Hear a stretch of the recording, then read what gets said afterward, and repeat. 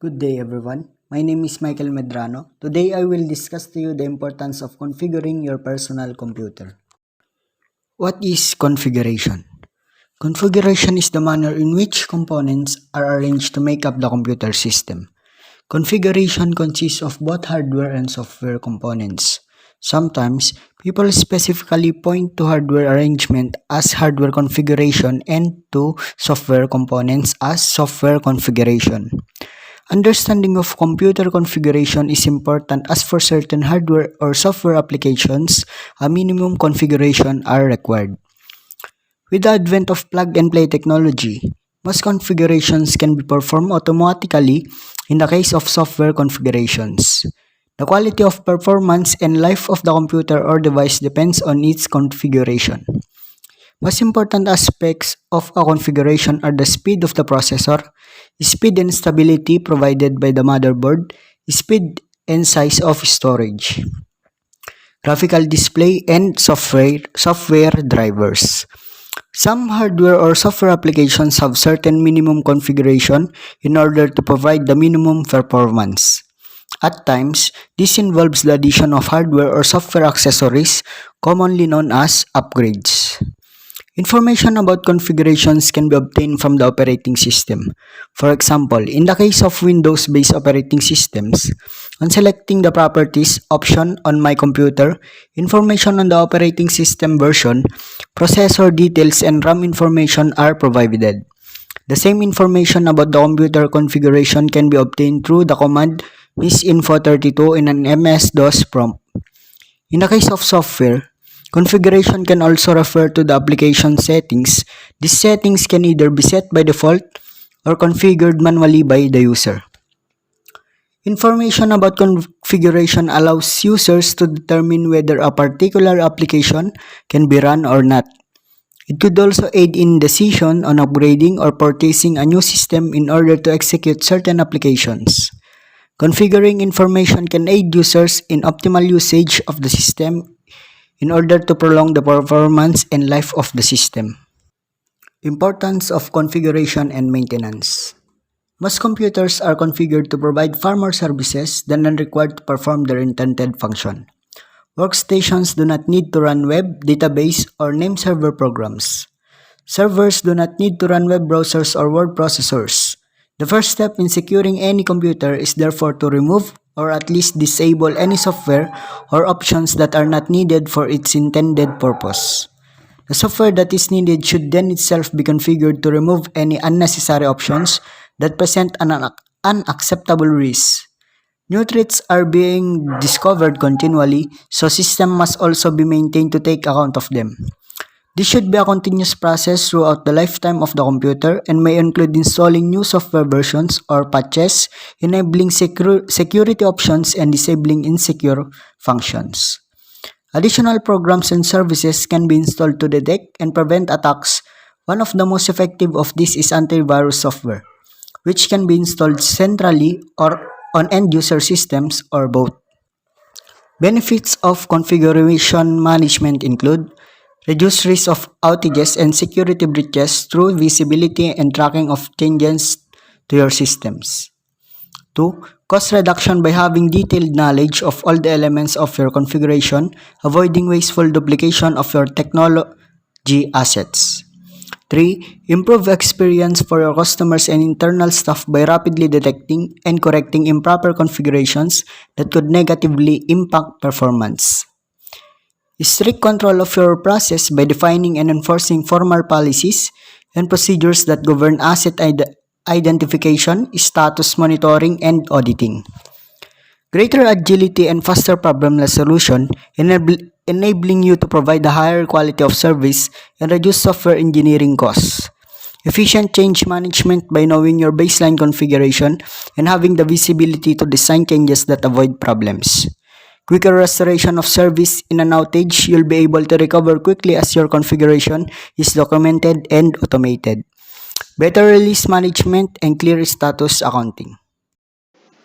Here is a brief example of computer configuration. One of the most simplest way of configuring your personal computer is through software configuration.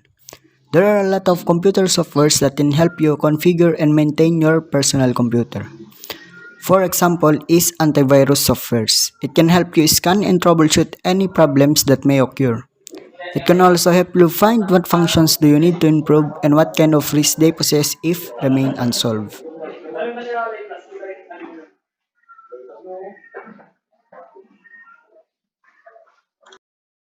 10 essential computer maintenance tips. 1. Protect with padding.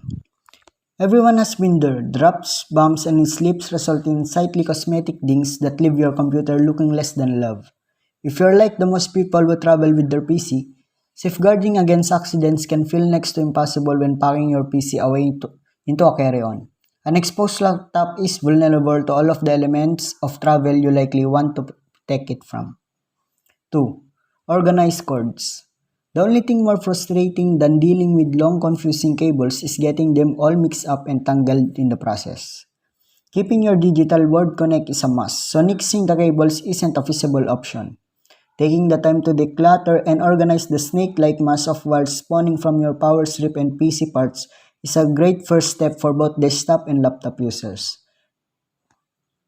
3. Update your operating system. If you're looking for basic computer maintenance, keeping your operating system up to date is one of the easiest solutions. Regardless of whether you are a Windows, Mac, or Linux loyalist, updating your PC when new patches are available ensures your PC stays at the cutting edge of performance power. Windows 10 is known for keeping users in tune with once-a-day update checks. This automated scan occurs in the background and always notifies you if there are any important software or operating system patches that need to be made. The end goal is to optimize your PC performance, so when Windows suggests you update, you should do it. 4. Unplug to avoid overcharging. With heightened dependence on wireless devices, optimizing battery power is a top priority for many. There are few things more dreadful than a draining battery when you got hours of work and play left on your day's schedule. However, it's better to resist the temptation of plugging in the moment your PC falls under 50% battery life. Unnecessary charging can lead to overcharging, which then leads to regenerative capability deterioration. This often looks like a laptop that can hold a charge as well as it could in its early days. Being shackled to the weight of a charger defeats the purpose of a laptop's wireless portability. To avoid a bad battery fate, unplug your device after it reaches 100% charge, and don't plug in until power is actually low. 5. Purge your system of junk files and programs. Computers tend to show their age best in the number of unused files living on their hard drives. Useless programs and old junk files likely take up more space than you realize. From old versions of software to retired versions of your resume, your PC is sure to have its fair share of digital debris festering on your desktop or in your start menu. These programs and files can quickly turn into performance hogs if they continue to accumulate. Before your computer gets to a point where it's begging for more storage space, use these PC purge tips to relieve your system. Uninstall trialware. Run this cleanup software, empty the recycle bin, delete temporary files, and remove cake off online web pages. 6. Run regular antivirus scans. Malware attacks can sneak up on you at any given moment, and in the event one does, having a savvy antivirus living in your PC will protect you against the damage viruses bring. Weekly antivirus scans ensure your computer is always clear of malicious software infections. A basic scan will examine your computer for any glaring dangers or outstanding activity. For those who are frequent web users and download programs and files regularly, consider running a virus scan twice a week. It's always better to on the side of safety, especially when your personal data could be at risk. Malware infections can compromise the performance of your computer and expose your confidential information to third-party cyber criminals. Depending on the type of malware installed on your system, a virus could also slow web browser speeds, disrupt network connections, freeze or crash your systems, alter computer settings, and allow unauthorized access to system resources. 7. Clean the keyboard and case. You'd be surprised to see just how much dust and debris lives underneath your keyboard's keys. From food crumbs and dog hairs to dust and dirt and everything else that can fit in between the keys, a number of dirty particles can clog your keyboard. This actually results in sticky or difficult to press buttons. Clearing out these hard to reach parts of your laptop or desktop setup is most easily done with a compressed air canister, available from office supply stores, computer stores, and hardware stores. 8. Update your password. Believe it or not, updating your password is a task as crucial as backing up your data. Verizon's 2017 data breach investigations report found that an alarming 81% of hacking-related breaches leverage either stolen and or weak passwords. Poor password behavior encompasses everything from using the same password for every account to using simple, guessable passwords like password or 123456. When it comes to basic computer maintenance, protecting your digital world against cyber criminals should always be at the forefront of your task list. No security system is perfect, and more today than ever before. Consumers are realizing this on a large scale. 9. Organize your data. It's easy to let your computer's data organization run awry when your work and play lifestyle doesn't leave much time for calculated file management.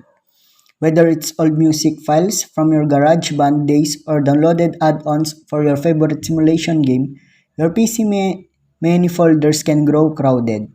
If you can't remember the last time you took a look through your downloads folder, you're likely overdue for a visit.